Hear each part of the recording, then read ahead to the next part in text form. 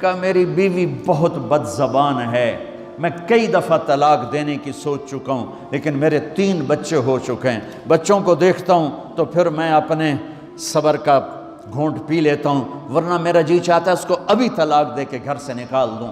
دولت بھی موجود ہے، خوبصورتی بھی موجود ہے، شکل بھی موجود ہے، عزت بھی موجود ہے، سہولت بھی موجود ہے، کیا چیز موجود نہیں؟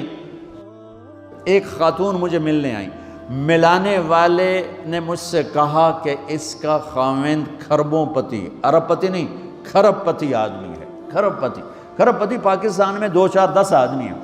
اس خاتون نے آ کر میرے سامنے بولنے سے پہلے ہی رونا شروع کر دیا، ورنہ پہلے کوئی عورت یا مرد آ کے دکھڑا سناتا ہے پھر روتا ہے، وہ روئی پہلے اور بعد وہ کہنے لگی مولانا صاحب مجھے لوگ بڑا خوش قسمت سمجھتے ہیں کہ میں بہت بڑے مالدار کی بیگم ہوں، لیکن میں لعنت بھیجتی ہوں اس کی دولت پر کہ اس کا رویہ ہی میرے ساتھ اچھا نہیں، تو میں ہیرے کے سیٹ کیا کروں، میں سونے چاندی کے سیٹ کیا کروں، میں یہ کروڑوں روپے کی گاڑی کو کیا کروں جب میرے خاوند کا رویہ ہی میرے ساتھ انسانوں والا نہیں ہے اور اس کے اخلاق اچھے نہیں ہیں۔ میں آگ لگا دوں اس ساری دھن دولت کو، مجھے محبت چاہیے، اخلاق چاہیے، وہ کوئی نہیں اس کے پاس۔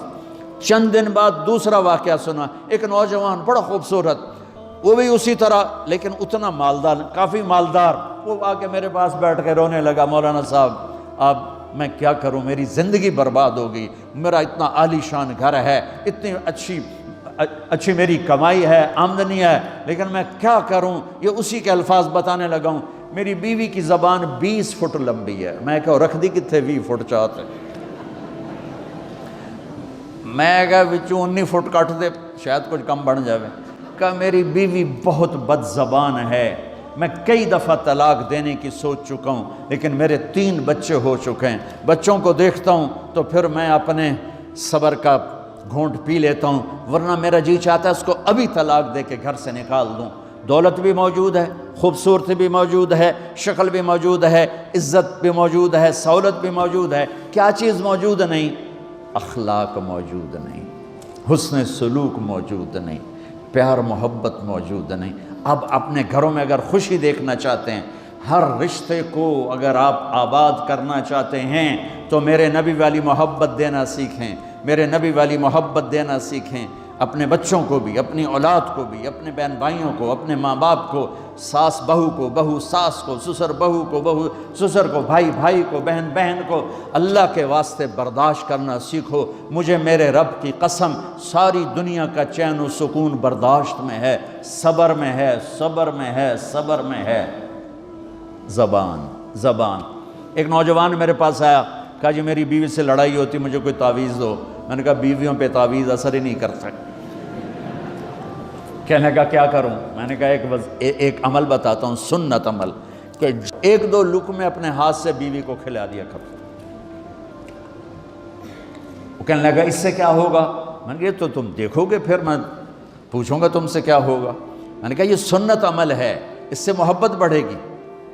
کوئی 8-10 دن گزرے تو اس کا فون ویسے آ گیا حال احوال پوچھنے میرا، تو مجھے اپنی بات یاد آ گئی۔ میں نے کہا میری بات پہ عمل کیا تھا؟ کہنے لگا نہیں۔ میں نے کہا کیوں؟ کہنے لگا شرم آتی۔ میں نے کہا لڑتے ہوئے شرم نہیں آتی؟ کبھی کوئی کمزور سے بھی لڑتا، عورت تو بیچاری کمزور ہے، چلو یہاں کی عورتیں طاقتور ہیں، سنا ہے کہ بڑی شیرنیاں ہیں اور ان کے خامد سارے بکری یہ شیر ہیں، الٹا ہی کام ہے، یہاں عورتیں شیر ہیں، خامد بکریاں ہیں۔ چلو بھائی تم مہربانی کر کے اپنے خامدوں کو عزت دو، اور ان سے کہتا ہوں اپنی بیویوں کو عزت دو، محبت سے رہو۔ تو میں نے کہا بے وقوف، کبھی کمزور کے ساتھ بھی کوئی لڑتا ہے، اس میں تمہیں شرم نہیں آتی اور اس میں شرم آتی ہے؟ سنت۔ میں نے کہا چل کر اور مجھے بتا۔ کوئی 2 گھنٹے بعد اس کا فون آیا، کہا مولانا دوپہر کا کھانا تھا، میں نے اپنی بیوی کے منہ میں لقمہ جو دیا نا تو اس کا منہ وہیں کھلا رہ گیا۔ وہ کہنے لگی تو نے خود تو کیا نہیں، کسی نے تجھے بتایا ہے؟ کس نے بتایا؟ تو بتا، تیرے اندر یہ ظرف نہیں ہے، تمہیں یہ سبق کس نے پڑھایا؟ اس نے کہا مجھے یہ سبق مولوی طارق جمیل نے پڑھایا۔ تو کہنے لگا میری بیوی نے ایسے اپنی جھولی اٹھا لی اور کہا مولوی طارق جمیل اللہ اس کے بچوں کو سلامت رکھے جس نے تمہیں انسان بنایا۔ میرے بھائی بہنوں صبر کرنا سیکھو۔ ہماری ایک دھوبند تھی ماسی شریفہ، مر گئی بیچاری، تو وہ آ گئی میری بہن کے پاس، چھوٹا قد، موٹی ڈٹی، تو بڑی لڑک کی، پوری شیرنی۔ وہ آ کے کہنے لگی میری بہن کو، میری بہن تو انہوں چنگی طرح جان دی ہے، بی بی ہے میری نوواں بڑیاں لڑدیاں، میں نے کوئی تویز دے ساریاں میری نوکر بن جانا۔ اب میری بہن کو پتہ تھا کہ وہ سارا لڑائی دا تماشا تھا، ماسی شریفاں تو شروع ہوندہ، ادو تو ہوندہ ہی کچھ نہیں، بیچاریاں معصوم جیاں چھوٹیاں چھوٹی عمر دیاں۔ تو میری بہن نے ایک تعویذ بنایا اور اس کو یوں رول کر کے نا اس کو کماسی شریفاں ہن جس لے تیری لڑائی ہوئے نا اس تعویذ تو چک مار کے بہ جانا ہے تے چھڑنا نہیں، جے تو چھڑیا تو مر جانا ہے، انہوں پکا کر کے رکھیں۔ اس نے کیا کیا؟ ماسی شریفوں کو چپ کروایا۔ اب ہمارا دیہاتی ماحول ہے، تعویذوں کی بڑا عقیدت ہے، صحیح تعویذ تو اثر کرتے ہیں لیکن اکثر تو ہیرا پھیری والے بیٹھے ہوئے ہیں سارے ہی، تو اللہ ماشاءاللہ۔ تو 8ویں دن وہ آ گئی، بی بی تو تو بڑا چنگا تعویذ دیتا، ساری لڑائی ختم ہو گئی۔ کیوں کہ ماسی شریفاں چپ ہو گئی۔ تو میں ان ساری مستورات کو یہ تعویذ دے کے جا رہا ہوں، یہ سب لے لو، یہ مرد بھی لے لو، اور جب کوئی جھگڑا ہو اے یہاں رکھ کے چپ کر کے بیٹھ جانا، آپ کی لڑائیاں ختم ہو جائیں۔ اگر آپ بولتے رہے تو پھر لڑائی ختم نہیں ہوگی۔ میرے نبی کی زندگی سیکھو، معاف کرنا سیکھو، محبت دینا سیکھو، ایسا نہ ہو کہ دو آپس میں بولتے نہ ہوں، ایسی بد اخلاقی سے بچو۔ اور آخری بات یہ ہے، آپ اس ملک میں رہتے ہیں، اب یہ آپ کا ملک ہے، اگر آپ کے پاسپورٹ ہیں تو یہ آپ کا ملک ہے، اس کو، اس کے قانون کو عزت دو، اس کے قانون کو احترام دو۔ یہاں کی گورنمنٹ کے ساتھ مجھے پتہ چلا ہے کہ بہت سے لوگ ہیں فرضی بیمار بن کے وظیفے لے رہے ہیں، یہ حرام ہے، یہ دھوکہ ہے، یہ فراڈ ہے۔ جو حکومت آپ کی اتنی ہمدرد ہو کہ گھر بیٹھے آپ کو وظیفہ پہنچائے، آپ کے بچوں کے وظیفے لگائے، آپ کے وظیفے لگائے، انہی کے ساتھ دھوکہ کرنا ہے، انہی کے ساتھ فراڈ کرنا ہے۔ اللہ کی قسم یہ آپ اپنے ساتھ فراڈ کر رہے ہیں، یہ آپ اپنی ذات کو دھوکہ دے رہے ہیں، ان کو نہیں دھوکہ دے رہے، آپ اپنے آپ کو دھوکہ دے رہے ہیں۔ ایک سردار جی ریل میں چڑھا، ہنسی جائے، لوگوں نے پوچھا سردار جی بڑے ہنس رہے ہو؟ کہنے لگا ریلوے والوں کے ساتھ آج بڑا فراڈ کیا، چکر کا دے دیا، ریلوے کو چکر دے دیا ہے۔ کہ سردار جی کیا چکر دیا ہے؟ کہنے لگا واپسی کا ٹکٹ بھی لے لیا ہے اور واپس میں نے آنا کوئی نہیں ہے۔ نہ کہ سردار جی اپنے آپ نے چکر دیتا ہے تسی تو جتنی 2 نمبری کرنے والے ہیں یہ اپنے آپ کو چکر دینے والے ہیں۔ اللہ کے واسطے اس حکومت کا نہ ٹیکس چراؤ، نہ ایسی 2 نمبری کرو، نہ یہاں کی بچیوں کو دھوکہ دے کر کاغذ بنانے کے لیے شادیاں کرو۔ جب انگریزوں کی حکومت تھی انڈیا پر تو دلی میں ایک وہ پک پاکٹ رہتا تھا جیب کترا، اس کا چیلا شام کو 2 روپے لے کر آیا تو اس نے اس کو تھپڑ مارا، سارے دن میں 2 روپے۔ تو کہنے لگا استاد آج بڑا مال مارا تھا، ایک گورے کی جیب کاٹی تھی، بہت پیسہ تھا۔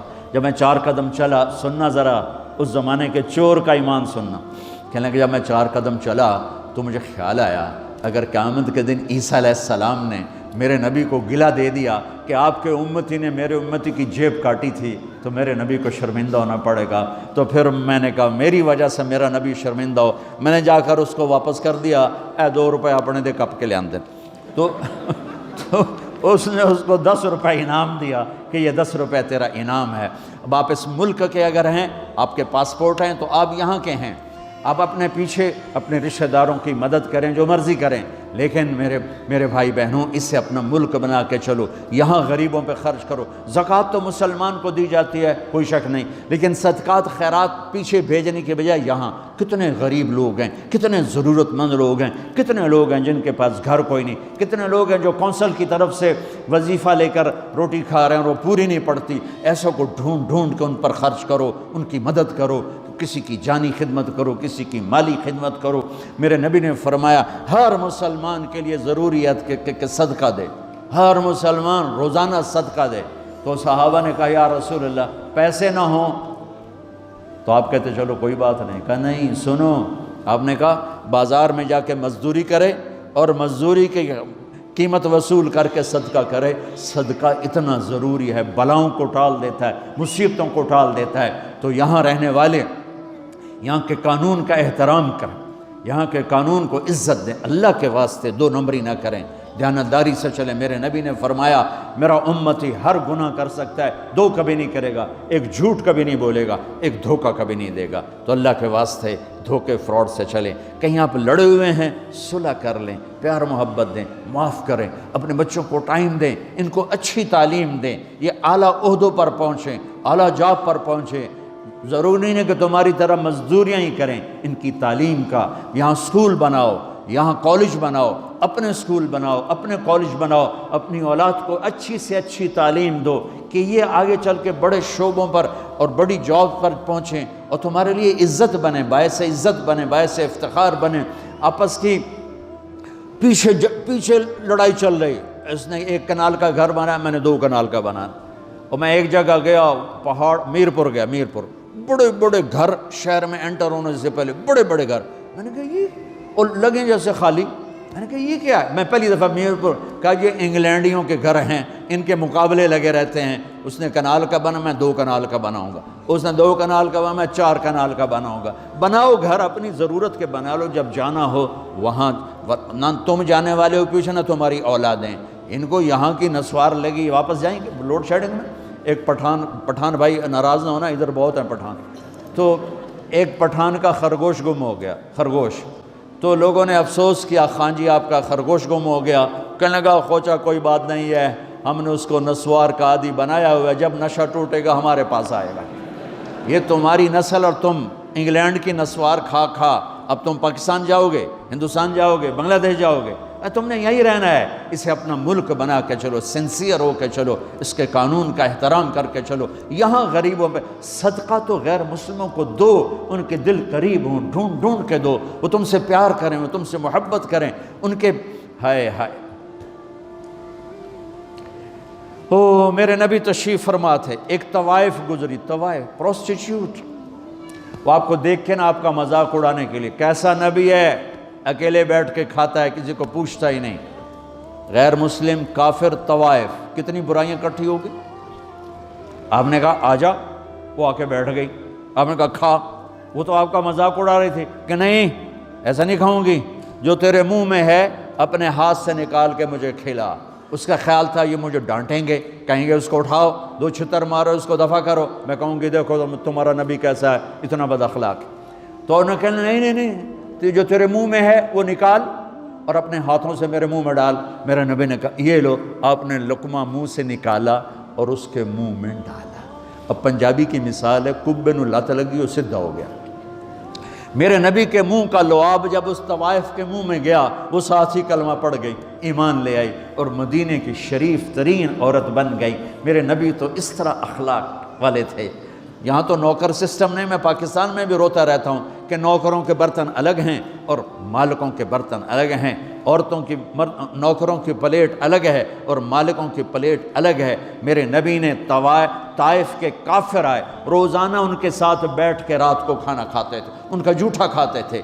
یہ اخلاق تھے جس نے انہیں کلمے میں داخل کر دیا۔ نجران کے جوڑ نظر آئے گا، اور میرے رب کی سنو، ان استقالنی عقلت لا، تو توبہ توڑ کے لے آئے 1 دفعہ یا 1000 دفعہ، ایسا جوڑوں گا کہ جوڑ نظر ہی نہیں آئے گا، بے جوڑ کر دوں۔